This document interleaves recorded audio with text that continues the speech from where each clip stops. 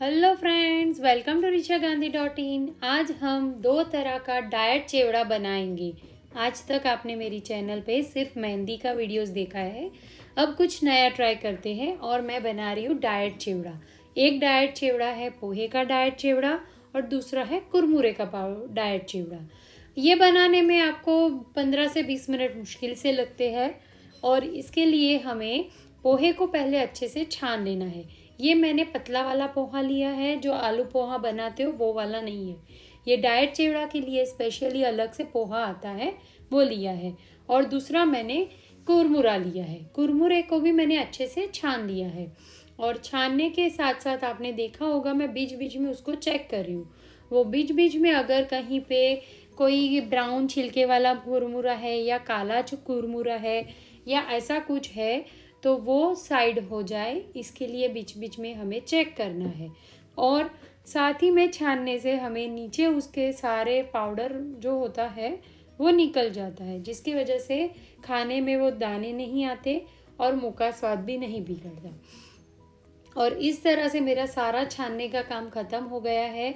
अब ये सब चीज़ को मैं रखूँगी साइड में और हम अब हमारा चिवड़ा बनाने का आगे का प्रोसेस शुरू करेंगे। उसके लिए पहले मैंने कढ़ाई ली है और कढ़ाई लेने के बाद गैस को स्टार्ट कर दिया है। अब गैस स्टार्ट करने के बाद कढ़ाई को अच्छे से गर्म होने देना है। एक बार अच्छे से गर्म हो गया फिर हमें पोहा और कुरमुरा दोनों को भुनना है। भुनने से उसके अंदर का जो हवा रहता है, मॉइस्चराइज्ड होता है, वो निकल जाता है। करने में बहुत टाइम नहीं लगता, पर ये एक बार करने से अच्छा होता है। आप देख सकते हो मैं दाना दबा के भी दिखा रही हूँ कि उसमें हवा है, उस वजह से उसका पाउडर नहीं हो रहा। तो अब हम ये भुनना शुरू करते हैं। तो हल्के हाथों से भूनते रहना है, स्लो फ्लेम पे भूनते रहना है। भूनते भूनते उसमें से पूरा हवा है वो निकल जाएगा। बीच बीच में भी ऐसे अगर आपको कहीं दाने दिख जाए कुरमुरा में जो काले हो या ब्राउन हो तो आप उसको हटा सकते हो। अदरवाइज़ पहले जब छाना है उसके बाद उसको बीन के फिर भी ऐसा कर सकते हो। जैसे आपको कन्वीनियंट हो वैसा आप कर सकते हो।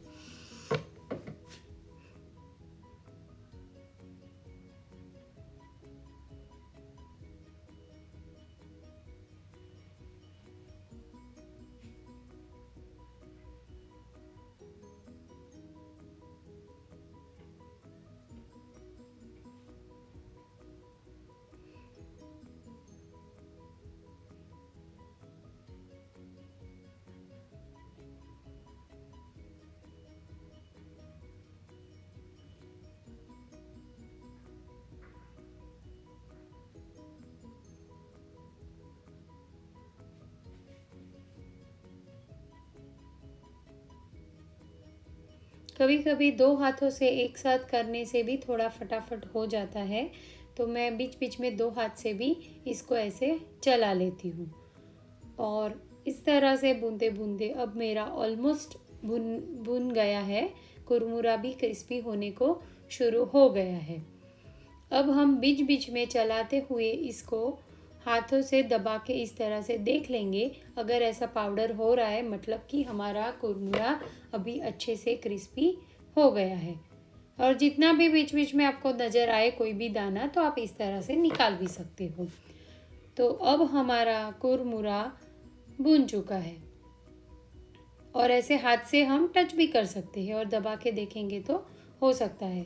तो इतना होने के बाद अब हम इसको कढ़ाई में से एक साइड में किसी बर्तन में निकाल लेंगे।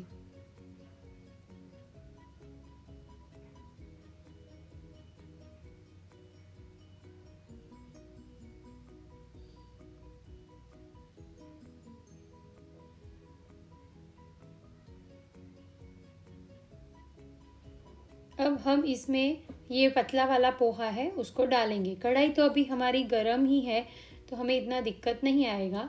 आपका पोहा क्रिस्पी है कि नहीं वो पता करने के लिए आप उसको मुट्ठी में भर के दबाओगे तो भी आपको पता चल जाएगा। और अब हम जैसे कुरमुरा को भुना है वैसे ही इसको भी अच्छे से भून लेंगे। स्लो फ्लेम पे ही इसको चलाते रहना है। इस बात का हमें बहुत ही ध्यान रखना है। बिल्कुल भी घाई करके फास्ट गैस पे नहीं करना है। मुश्किल से इसको 5 मिनट या 7 मिनट लगते हैं क्वांटिटी पे भी थोड़ा डिपेंड रहता है कि आप कितनी मात्रा में चीज़ ले रहे हो। ये करने में मुझे 3 से 5 मिनट लगे थे, उससे ज़्यादा नहीं लगे हैं। और जब पोहा भुनोगे तो वो हो गया है वो कैसे पता चलेगा? तो स्टार्टिंग में आप देखोगे तो पोहा एकदम फ्लैट रहता है, क्योंकि ये पतला वाला पोहा है। और फिर जैसे जैसे ये भुनते जाएगा वैसे वैसे ये सिकुड़ता जाएगा। पोहा थोड़ा श्रिंक हो गया हो ऐसा दिखेगा आपको। आप थोड़ा वीडियो को अच्छे से देखोगे तो आपको समझ आ जाएगा कि मैं क्या कहना चाह रही हूँ। तो बस इसी तरह से भूनते जाओ हल्के हाथ से और ऐसे दबाते जाओ। अभी भी हवा है क्योंकि अच्छे से पाउडर नहीं हो रहा है, तो उसको भूनते रहो, धीरे धीरे धीरे धीरे भूनते रहो, वो पाउडर हो ही जाएगा। ऐसे मुट्ठी में लगा के देखेंगे तो पाउडर हो जाएगा, क्योंकि देखने में अभी हो गया है। तो अभी शायद मैं आधा मिनट भी उसको, बस हो गया है, आधा मिनट भी मैंने और उसको नहीं पकाया, बस ये हमारा हो गया है, मतलब कि भुन के रेडी हो गया है। अभी इसको हम एक बाउल में ट्रांसफ़र करके साइड कर लेंगे। और अब हम सबसे पहले कुरमुरा चिवड़ा बनाएंगे। उसको बनाने में मुश्किल से 5 मिनट लगता है, क्योंकि उसमें इंग्रेडिएंट्स भी कम डालते हैं।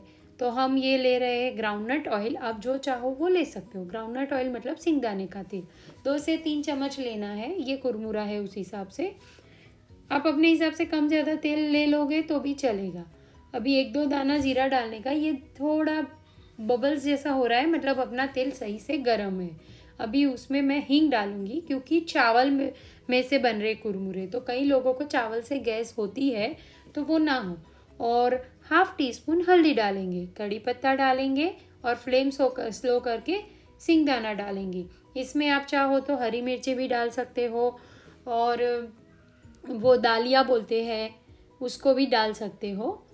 मैंने वो नहीं डाला है आज। और अभी हल्का सा सिंगदाने को भून लेंगे। और देखो जितना कुरमुरा ठंडा हुआ एकदम पाउडर हो रहा है, मतलब कि हमारा कुरमुरा एकदम रेडी है। और ये सिंगदाना हल्का सा गोल्डन ब्राउन हो तब तक हमें भुनना है। बस ये भुनने को रेडी है।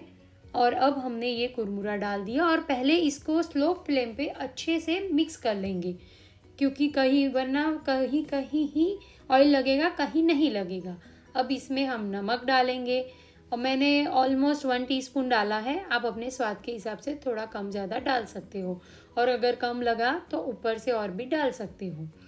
अलग से भी डालने पे कोई दिक्कत नहीं आएगी। अभी आपको कुरमुरे में कुछ वाइट कुछ येलो लग रहे हैं, पर वो धीरे धीरे जितना मिक्स करते जाएंगे वो पूरा येलो होके सेट हो जाता है, तो इतना दिक्कत नहीं आता है। बस ये हमारा कुरमुरा मिक्स हो गया है। अभी मैं इसमें रेड चिली पाउडर डालूंगी,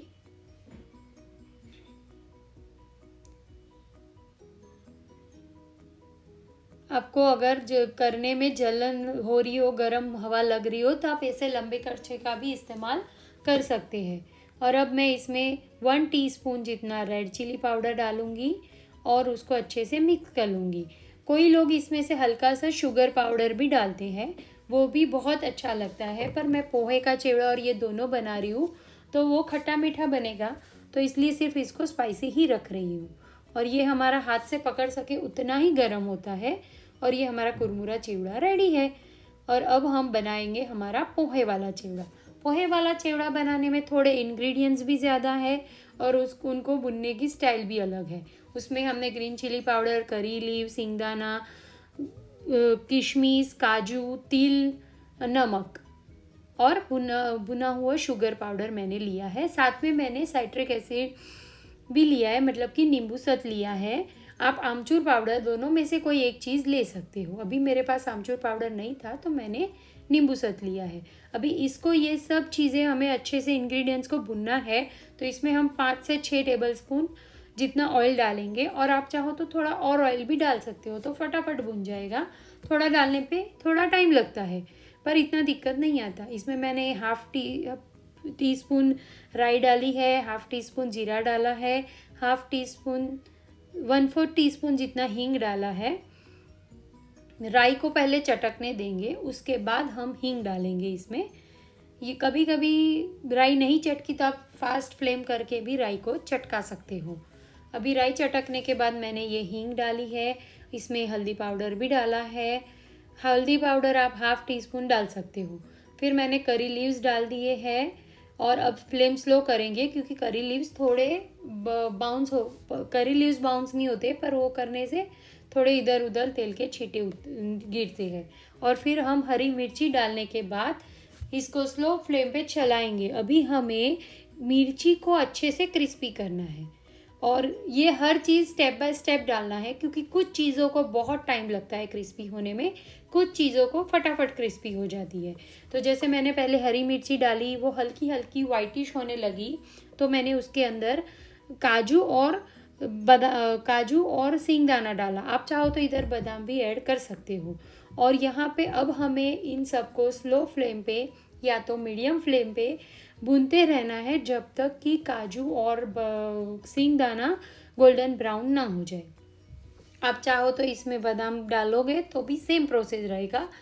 अभी ही ये बादाम भी हमें डालना है और बस अभी हमें हल्के से उसको भूनते रहना है। उसको भुनने में मुश्किल से आपको 2 मिनट मुश्किल से लगेंगे, शायद उससे कम भी लग सकते हैं, पर 2 मिनट जितना तो हो ही जाएगा अगर स्लो फ्लेम पे करोगे। फिर बीच में आप चाहो कि बहुत टाइम लग रहा है तो थोड़ा फास्ट गैस करके भी कर सकते हो। और अभी देखते हैं, सींगदाना ऑलमोस्ट हो गया है। अभी काजू को थोड़ा टाइम है तो मैंने फ्लेम थोड़ा फास्ट किया है। अभी काजू भी हो जाएगा, काजू हल्का सा शुरू हो जाएगा ना ऐसा, फिर हम से किशमिश डालेंगे क्योंकि किशमिश डालने के बाद उसको मुश्किल से 20-30 सेकंड ही लगते हैं। तो अब किशमिश डालने के बाद देखो वो थोड़ा थोड़ा फूलना शुरू हो गया है, मतलब एक पूरा गोल किशमिश जैसा बन जाएगा। और बीच में थोड़ा गैप करके हम तिल डालेंगे। तिल अभी डालने की वजह ये है कि तिल डालते ही वो चटकने लगते हैं, तो वो डाल के फिर हम हमारा ये पोहा वाला जो भुना हुआ पोहा है उसको मिक्स करेंगे। पहले एक बार सब चीज़ मिक्स करेंगे, फिर बाकी के मसाले डालेंगे। और अभी मिक्स करेंगे जब पोहा को तो थोड़ा वाइट थोड़ा येलो रहेगा, पर कोई दिक्कत नहीं है, पूरा मिक्स हो जाएगा। बस आपको अभी हाथ फास्ट चलाना है और आपको लग रहा है कि आपका नहीं हो पाएगा फास्ट तो आप फ्लेम को बंद कर दो और पहले सब मिक्स कर दो एक बार, फिर से फ्लेम स्टार्ट कर दो, कोई दिक्कत नहीं आएगा उसमें भी। अभी मैं इसमें 1 से 1.5 चम्मच जितना 1 to 1.5 टेबल स्पून सॉल्ट डाल रही हूँ। मैं सेंधा नमक डाल रही हूँ तो मैं उस हिसाब से आपको मेजरमेंट बता रही हूँ। और इसमें मैंने ग्रीन चिली डाली है, फिर भी मैंने हाफ़ टी स्पून जितना रेड चिली पाउडर डाला है। और ये मैंने शुगर पाउडर डाला, मेरे पास पहले से बनाया हुआ शुगर पाउडर था तो वो थोड़ा गांठें हो जाती है, कभी कभी उसमें गट्ठे हो जाते हैं, तो उसको हमें अच्छे से मिक्स करना है, हाथ से मसल मसल के डालना है। इवन सेंधा नमक भी मैं यूज़ करती हूँ तो कभी कभी उसमें भी वैसा हो जाता है, गट्ठे हो जाते हैं, तो उसको हाथ से मसल के डालोगे तो वो अच्छे से मिक्स हो जाएगा। और इस तरह से हम मिक्स करते जाएंगे और उसको भूनते जाएंगे। आप इस स्टेज पे थोड़ा सा पोहा लेके चख सकते हो कि अगर कुछ टेस्ट में आगे पीछे है तो डाल सकते हो। ये मैंने चखा तो देखा हल्का सा हवा है अभी भी पोहे में, ये हो जाता है कभी कभी, इसमें कोई बड़ी दिक्कत नहीं है। तो बस अब ये इसको हम चलाते रहेंगे, 2-3 मिनट में ऑटोमेटिकली हो जाएगा। बस अभी ये चलाते जाओ और बीच बीच में चेक करते जाओ।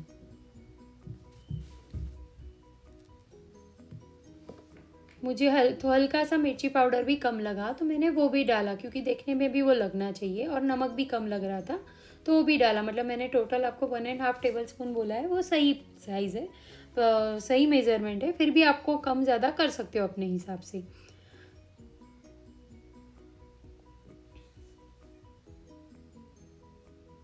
कुछ कुछ ऐसे कण अगर दिख रहे हैं आपने, जैसे शक्कर का मैंने डाला था, तो आप उसको फिर से दबा के स्मैश करके उसमें कर दोगे तो मिक्स हो जाएगा। अभी आप देखो मैंने जब स्टार्ट किया था तो कुछ वाइट थे और कुछ येलो थे पोहा, पर अभी सब एकदम सही हो गए हैं। और बस अभी मैं ये बनाते टाइम वो जो मैंने नींबू सत आपको जो नींबू सत के बारे में बोला वो डालना भूल गई थी, फिर मुझे एकदम से याद आया तो मैंने ये, मेरे को लगा अभी रेडी हो गया, फिर बाद में मैंने ये नींबू सत डाला है।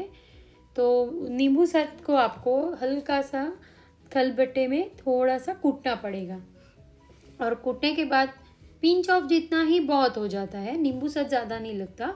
अगर आप आमचूर पाउडर डाल रहे हो तो 1/4 टेबलस्पून जितना जाएगा। बस इतने नींबू सत में ही पूरा खट्टा फ्लेवर आ जाता है। प्रीफर करो आमचूर पाउडर नहीं है तो नींबू सत डालो, बाहर का जो आता है उसमें नींबू सत ही आता है, पर हम घर पे हो सके तो आमचूर पाउडर डालें। बस अब ये सब डाल के, शुगर पाउडर भी थोड़ा मुझे कम लग रहा था तो वो भी मैंने डाल दिया और ये हमारा रेडी हो गया है। अब हम इसको सर्व करेंगे। तो एक प्लेट में ये चिवड़ा डाल निकालेंगे और एक में कुरमुरे का चिवड़ा निकालेंगे, एक में पोहे का और एक में कुरमुरे का। और अब हम सर्विंग ट्रे लेंगे और 2 स्पून लेके इनको सर्व करेंगे। तो आओ मिलकर, जब भी क्रंची कुछ खाने का मन करे तो खाते हैं पोहा और कुरमुरे वाला चिवड़ा। Bye bye.